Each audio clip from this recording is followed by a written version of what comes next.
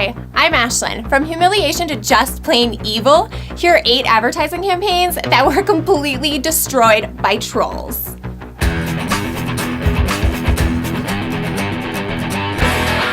8. Susan's Anal Bum Party. The thing is, numerous new stars have found themselves in the limelight in the past decade, thanks to TV talent shows. Would I be in a talent show? No, but Susan would, and she did. Susan Boyle became a worldwide name in 2009 after appearing on Britain's Got Talent. I just love their accents, right? You're feeling me. So she has like this amazing mezzo-soprano voice, which luckily for her made her album the second bestseller of 2009 in the US. So anyway, Susan did this promotional campaign in 2012, which I'm sure she had high hopes for, but instead it led to quite a comical backlash online. Why, you ask? Well, because her new album was called Standing Ovation, the greatest songs from the stage. Hilarious, right? Wrong. No one is laughing at that. It's not funny. I don't think that's funny. But then when it was about to launch, a party was held with the hashtag Susan Album Party. The comical part is that it seems her PR company did not think this one through. Whoops. They clearly did not foresee the way people would misread the hashtag. You know, hashtag when all the words are put together. This is classic. Before they knew it, it was all over the internet circulating as Sue's Anal Bum Party. Hashtag Sue's Bum Bum. As funny as it is, they were clearly not impressed with this. So PR changed it to hashtag Susan Boyle Album Party. But by this time, it was way too late and everyone was laughing. The anal bum party is a thing now, though. Ed Sheeran has also found himself on the end of exactly the same thing recently, with Sheeran Anal Bum Party trending on Twitter in March of 2017 after a prank by a local radio station. This is all a fantastic example of how words can be misread. And with so many people out there fine-tooth combing for unintended mistakes, it can be really easy for promos to go bad. Like really, really satisfyingly bad. Number 7, Durex SOS campaign. You know Durex, right? Yeah, you do. Condoms. I mean, Durex is a hugely recognized brand around the world, and one that takes pride in unique and edgy advertising. Great. However, their SOS campaign in 2013 went wrong in ways that even they could not have predicted. It first launched in Dubai, and hey, the premise was simple. You need, they bring. They literally offered a service that would deliver condoms to anywhere in the city within an hour between 4 p.m. and 4 a.m.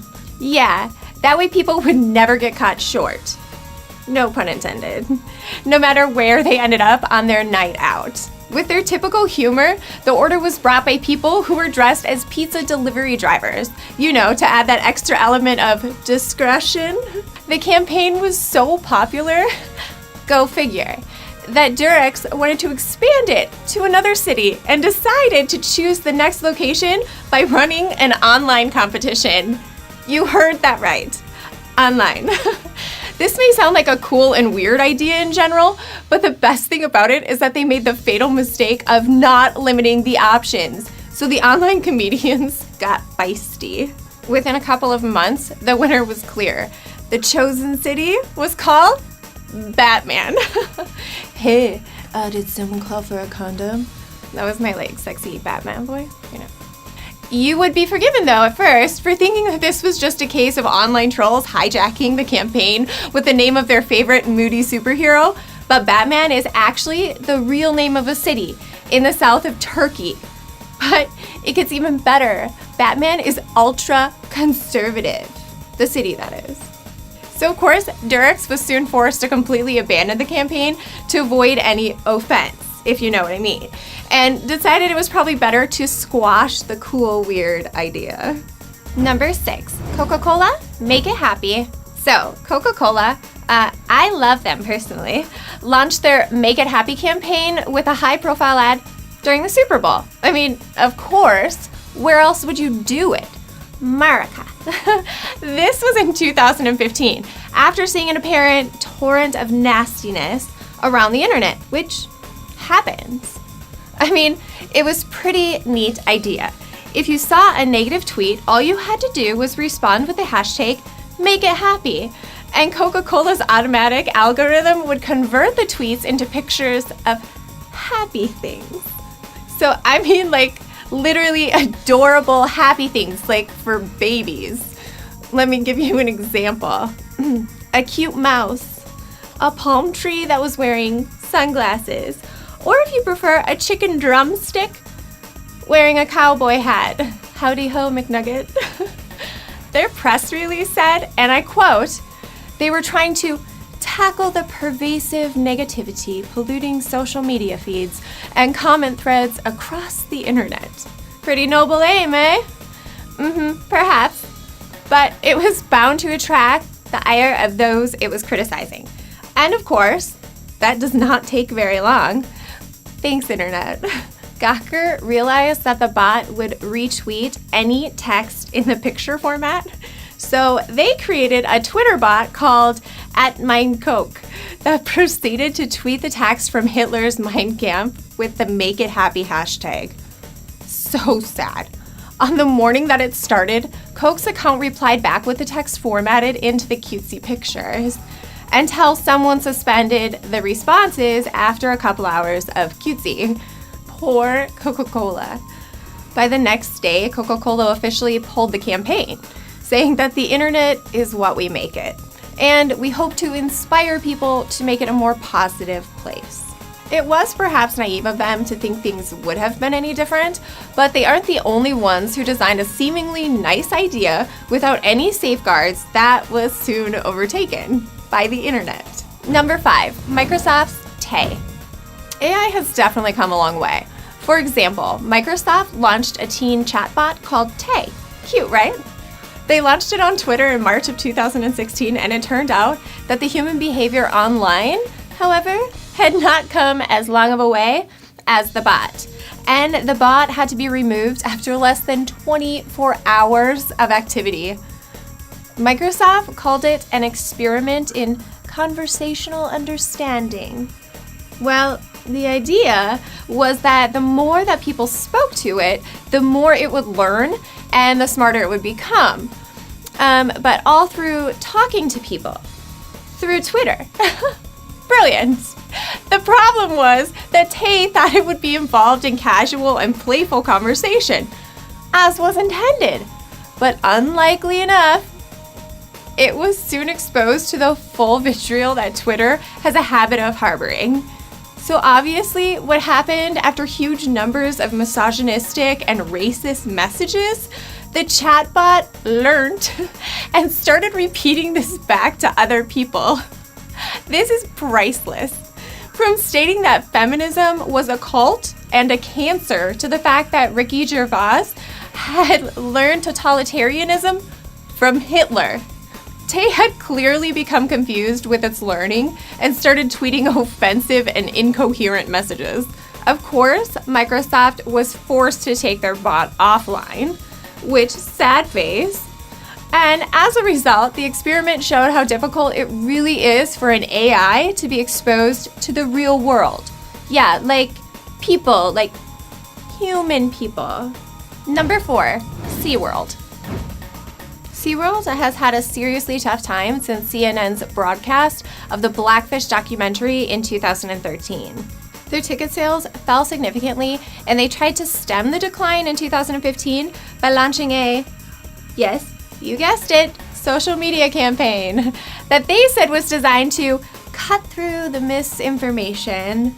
By using the hashtag #AskSeaWorld, Twitter users were able to get a direct answer from the company about any question they had. Okay, seems fair. But of course, the tweets that were sent couldn't have been further from what they wanted, and actually ended up harming them even more. As soon as the campaign launched, they received a series of tweets asking about their poor treatment of animals. Tweets such as, "Do you really believe Shamu Stadium is the most advanced marine mammal habitat? Have you even seen the ocean? How does kidnapping orcas from their mothers fit into your animal care program?" Tweets. Needless to say, the administrators of SeaWorld's Twitter account soon realized they made a huge mistake. But rather than backing down graciously, they responded with tweets accusing everyone of being trolls, complaining of being picked on, and saying, "No time for bots and bullies. We want to answer your questions." Oh, like actual questions? They apparently accused PETA for the response they received, with a release on their website saying that it's no surprise that animal rights activists, led most notably by PETA, have inundated Twitter to try to deny people with real questions a chance to have them answered. With a company under fire for their unethical treatment of animals and questionable practices, they're right that it's no surprise they received so many difficult questions. A case of trolling that many people would argue was well-deserved. Number 3, New England Patriots, hashtag 1 Million Patriots campaign. It's clear that social media managers strive to hit various numerical targets on Twitter to prove that they are increasing their influence, and obviously show they are gaining more supporters and the ability to get their messages out to more people. So, the New England Patriots became the first NFL team to get 1 million followers. That's awesome. That's big, right? I mean, it's no surprise that they decided to celebrate just a little bit. Unfortunately for them, as is seemingly the case for all companies that use bots for automatic responses, their celebratory campaign took a decidedly dark turn when racist messages started being sent out. How did this happen? As a thank you to fans. Anyone who retweeted the phrase, "Thanks for helping us become the first NFL team with 1 million followers," would receive back an image of a Patriots jersey with that person's Twitter handle as the name printed on it. Clever. Really. It proved to be extremely popular, with many fans using it, as intended. Unfortunately, though, there's always that one particular troll with an extremely offensive Twitter name, and yes, that troll decided to retweet the phrase, and of course, were sent back the image they wanted, one that Patriots would have preferred had never been created. The tweet remained out for more than an hour before the admin realized it. Owie. By which time, a worrying number of people liked and retweeted the image before it was taken down. After issuing an apology, the bot was also taken offline.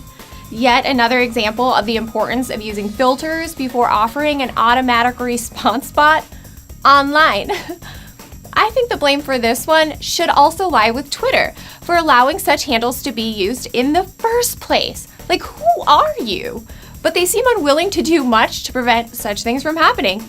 Number 2, Bodie McBoatface. The Brits.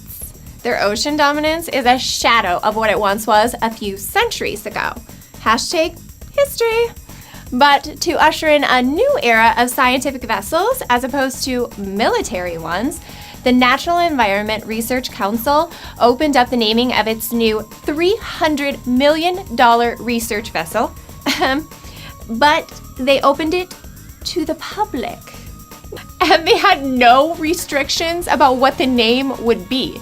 I mean, it seemed obvious at the time that this was something that would be overrun by online comedians, and duh, that's exactly what happened. Expecting a sensible name, such as the RRS David Attenborough after the narrator of the nature documentaries, the more popular ideas couldn't have been more different. Suggestions included, the RRS Onion Knight, the RRS I like big boats and I cannot lie, and the RRS Captain Birdseye Get Off My Cod. I love these guys. Sadly enough, none of these made the top spot. That honor went to a suggestion that was made by various mentions on radio and TV at the time to call the ship Bodie McBoatface. Personally, that's my favorite. The best part is, it received over 124,000 votes and got 4 times as much support as the second place RRS Poppy Mai, which had been put forward in honor of a girl with incurable cancer. Honorable. Sadly, for all of those that took part in the poll, NERC reneged on their promise to name the ship after the winning choice, deeming it to be unsuitable. One more win for the internet. Instead, they decided to name the Arctic explorer the RRS David Attenborough. That's right, folks. Why even have an online bet in the first place? The story does have a great ending, though, because all was not lost for Boaty McBoatface. This was the name given to one of the submarines that would accompany the explorer on its missions, and actually went into service for the first time earlier this year. And that, folks, is fabulous news. Number 1, Pitbull goes to Walmart. Have you ever wondered what would happen when a popular rapper gets involved in a publicity campaign? But not any publicity campaign, one that also involves an online vote. Yeah, 2012 when Pitbull found out the hard way, but he took it amazing and went through with it no matter what. As part of the campaign being run by Walmart, Pitbull had agreed to go to perform at the Walmart location that received the most number of votes on a Facebook poll. Classy. Plenty of fans leapt at the opportunity to get a performance near them, so they began to vote.